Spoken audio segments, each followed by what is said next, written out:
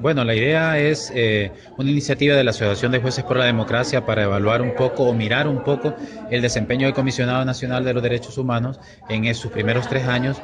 haciendo un análisis de sus informes anuales, comunicados, informes especiales, para determinar cuál ha sido su posición frente a las problemáticas de derechos humanos fundamentales en el país. En ese sentido, el diagnóstico tiene como objetivo detectar cuáles son las debilidades, cuáles son las deficiencias, para que el comisionado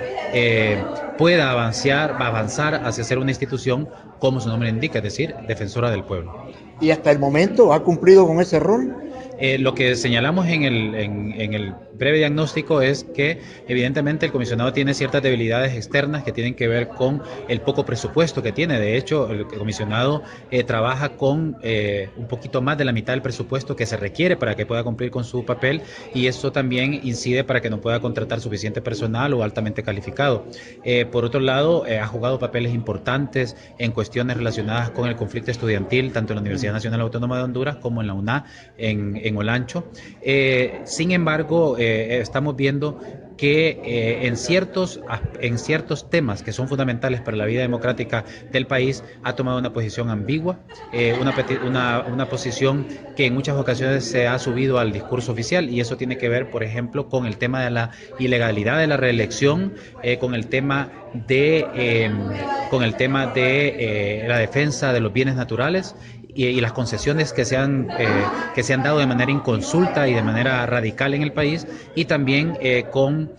otro tema muy importante, que es las políticas de seguridad, que implica una militarización de la sociedad y del Estado. Sí, porque con las condiciones mismas que él está operando, operaron sus antecesores, y por lo menos en el primer periodo de Ramón Custodio López y el primer ombudsman que hubo, el doctor Leo Valladares, tuvieron algún papel representativo que generaron esa confianza a la población. Sí, exactamente, y recordemos que el más reciente sondeo de opinión pública del ERIC SJ establece que más del 60% de la población del país no confía en el comisionado nacional. En ese sentido, lo que estamos planteando en el diagnóstico de una manera constructiva es que el comisionado tiene que enviar unos cuantos mensajes simbólicos a la sociedad, para decirle que el comisionado es una institución que va a cumplir con su papel de garantizar el respeto y promoción de los derechos y libertades de la población. ¿Y aquí quién falla? ¿La persona que lo dirige o la institución? Lógicamente, una de las cuestiones que señalamos es que evidentemente la cuestión de presupuesto es una cuestión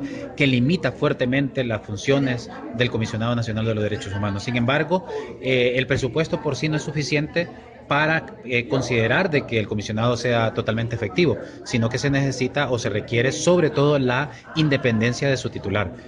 Por eso consideramos que la posición ambigua del Comisionado Nacional de los Derechos Humanos en temas importantes como la militarización del país, la reelección o el tema de las concesiones masivas e inconsultas de bienes naturales es una posición que no abona nada para que la ciudadanía pueda ver en el ombudsman, en el ombudsperson, a esa institución defensora de sus derechos. Y desde esta instancia, abogado, ¿qué proponen ustedes?